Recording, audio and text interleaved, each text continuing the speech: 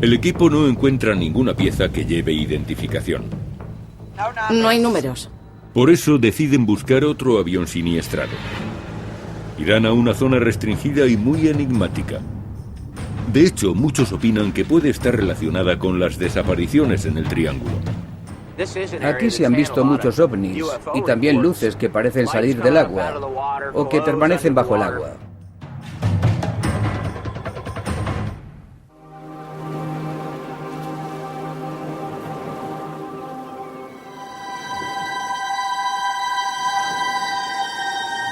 Misterio sin resolver ha viajado al Triángulo de las Bermudas, con la esperanza de descubrir los secretos de uno de los lugares más extraordinarios del planeta.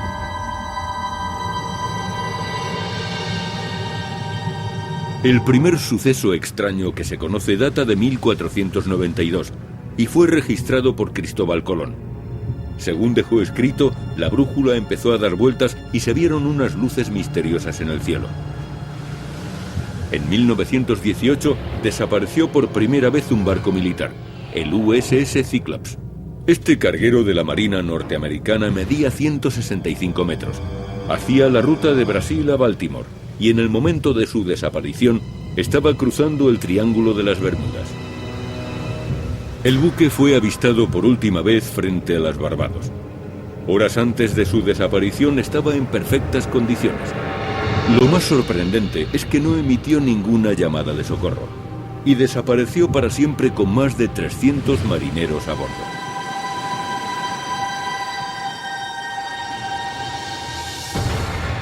El primer incidente aéreo estuvo protagonizado por el aviador más famoso de la historia, Charles Lindbergh. Poco antes de morir, reveló que en 1928 se perdió en esa zona después de verse envuelto por una niebla misteriosa. La brújula giraba enloquecida y el piloto estuvo desorientado durante horas hasta que logró salir de allí. Pero en 1945 se produjo la desaparición más sorprendente del Triángulo, la del famoso vuelo 19. 5 bombarderos de la Marina despegaron de su base de Fort Lauderdale en un día tranquilo y soleado. Pusieron rumbo a la isla Gran Bahama. La primera hora de vuelo transcurrió sin incidentes. Era un vuelo rutinario. Todos los pilotos tienen una experiencia de cientos de horas de vuelo en diversos tipos de aviones. David White, instructor de vuelo de la Marina, estaba en la torre de control cuando desaparecieron los aviones. No podíamos creerlo. ¿Cómo podían desaparecer al mismo tiempo 5 pilotos cualificados? La única pista, un informe de que las brújulas de los aviones funcionaban mal. Es muy raro que los 2 compases funcionen mal. Las brújulas magnéticas a veces fallan en las tormentas, pero los girocompases solo se estropean de vez en cuando, y que 2 compases se estropeen a la vez es muy poco probable. El vuelo 19 estaba fuera de rumbo cuando perdieron el contacto por radio. Ninguno de los aviones, ni de los 14 tripulantes, volvieron a ser vistos. La Marina envió un hidroavión en su busca, pero aunque parezca increíble, también desapareció en el Atlántico. Tampoco se encontró nunca a aquel avión ni a sus 13 tripulantes.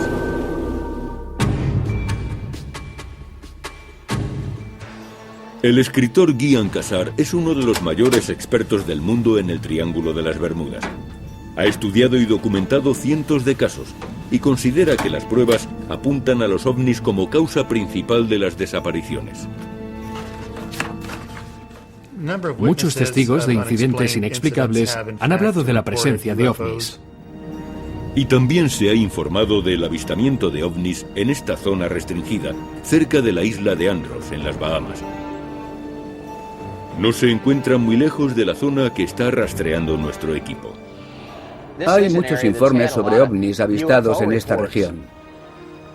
El AUTEC, el Centro de Pruebas Submarinas del Atlántico, es un complejo que pertenece a la Marina norteamericana. El AUTEC fue creado durante la Guerra Fría. Era un centro de pruebas submarinas angloamericano.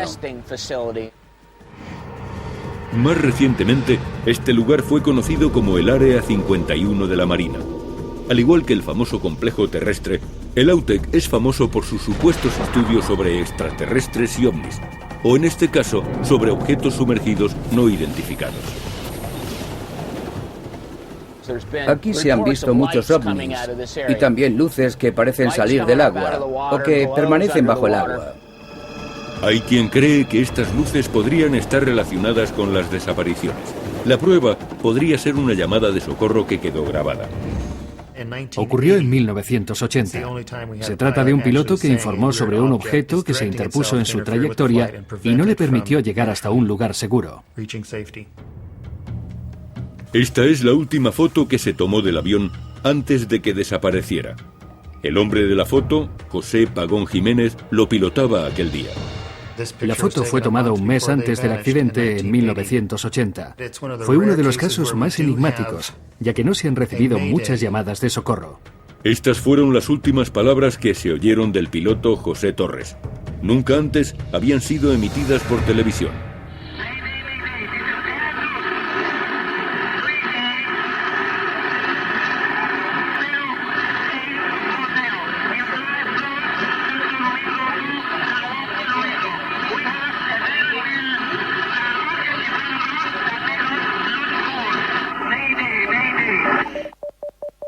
El avión estaba en el perímetro de prácticas de tiro de la Flota del Atlántico, en Vieques, Puerto Rico.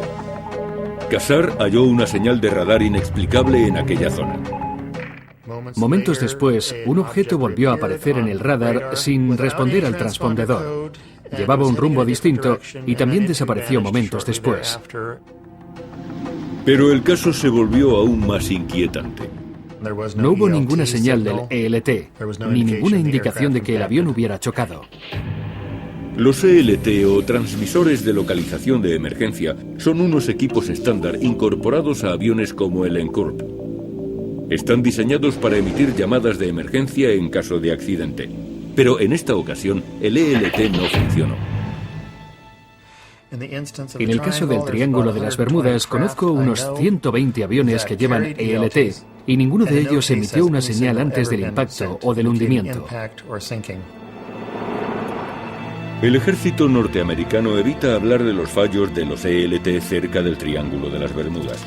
La Guardia Costera, encargada de responder a las señales de los ELT, contestó a las preguntas con esta explicación. El Triángulo de las Bermudas es una zona geográfica rodeada de leyendas. La Guardia Costera de Estados Unidos no cree en explicaciones sobrenaturales para los desastres marítimos.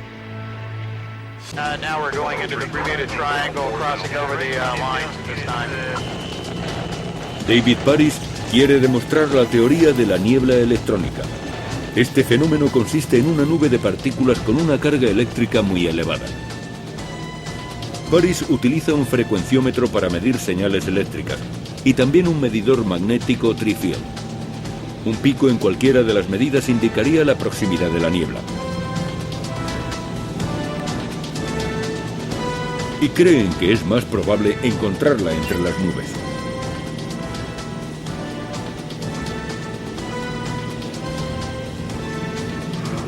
De pronto, el frecuenciómetro parece cobrar vida. Hey Bruce, I'm getting frequencies of 652. Look at this. Look at that. We're going through a cloud right now.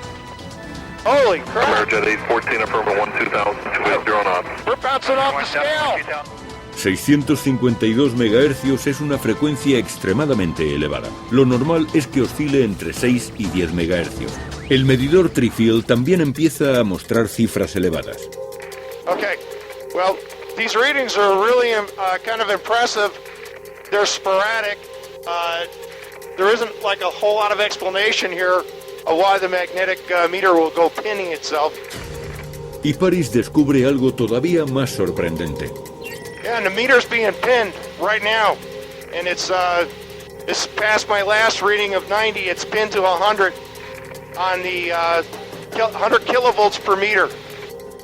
Esos son 100.000 voltios por metro. Normalmente, para obtener una lectura así, habría que estar cerca de un enorme motor industrial. So that means we have an awful lot of energy here as we've penetrated and come out of this cloud. This is pretty phenomenal stuff. Pero esta fuente de energía se encuentra fuera del avión, escondida en el aire o entre las nubes. We're not transmitting from the aircraft, and so there's no propagation coming from here from the aircraft, so it's got to be coming from somewhere else.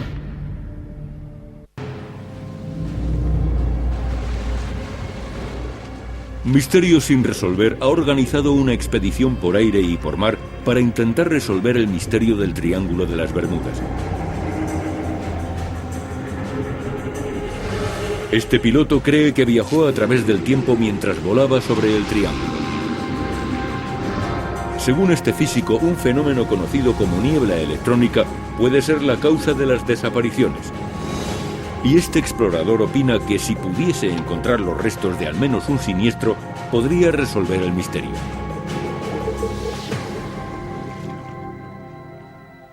El escritor Guian Casar, uno de los mayores expertos en temas referentes al Triángulo de las Bermudas, está examinando una pala de hélice. Fue recuperada de un accidente en la zona frente a las islas Bimini. Quizá pueda averiguar por qué se estrelló el avión y si es uno de los aparatos que desaparecieron misteriosamente. Si pudiera confirmar que pertenece a uno de esos aviones, este sería el primer hallazgo de un siniestro en el triángulo. En la base de la pala hay una fecha grabada, 20 de septiembre de 1966, un dato crucial para identificar el avión. Se trata de un bimotor ligero. Lo más probable es que se tratara de un Beechcraft Twin Bonanza, un Beechcraft Baron o una Cessna 310. La forma retorcida de la pala proporciona otra pista. La hélice recibió el impacto en esta pala cuando chocó contra el agua. Se dobló por aquí, pero la punta retorcida parece indicar que la hélice y el motor seguían funcionando. La hélice se torció y dejó impreso un anillo semicircular en la base cuando la pala presionó en la raíz de la hélice. Eso significa que la causa de que el avión se estrellara no fue un fallo del motor. Las marcas en este borde demuestran que se produjo mucho calor. Eso pudo deberse a que el motor explotó al chocar contra el agua. Casar investiga en la base de datos del NTSB. Busca un bimotor que se estrellara después del 20 de septiembre de 1966. Vamos a buscar aviones cuya trayectoria podía haberlos llevado a unos 80 kilómetros al este de Bimini. Es decir, al lugar donde encontramos la pala. Quizá así podamos averiguar a qué avión pertenece. Pero Casar no encuentra datos que coincidan y vuelve a examinar la pala. Entonces descubre algo que había pasado por alto. Menudo fallo. Grabado el 4 del 71.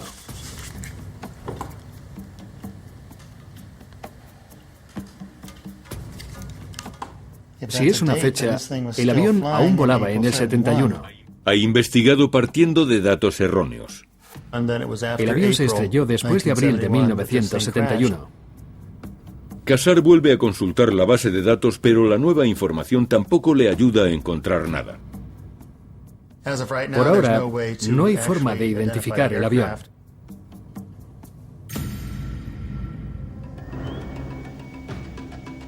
Holy, Jet 814, affirmative 12000, 280 on off. we're bouncing off the scale. El equipo científico intenta detectar picos de energía dentro del Triángulo de las Bermudas. Los aparatos han registrado lecturas anormales y los datos parecen no tener ningún sentido. El frecuencímetro y el medidor magnético Tri-Field han registrado unos resultados increíbles. Cuando estábamos cerca de las islas Bimini, los medidores se saturaron. Eso nos da mucho que pensar. Gernon cree que la actividad eléctrica ocurrida durante su famoso vuelo le hizo viajar a través del tiempo. El equipo examina los 3 cronómetros que sincronizaron antes de despegar. Bien, vamos a ver qué ha pasado. 3, 11, 4, 5. Casi igual. ¿Está bien? No hay variación, lo que significa que no hubo ningún salto en el tiempo durante este vuelo. Pero los científicos siguen preguntándose cuál es la fuente de tanta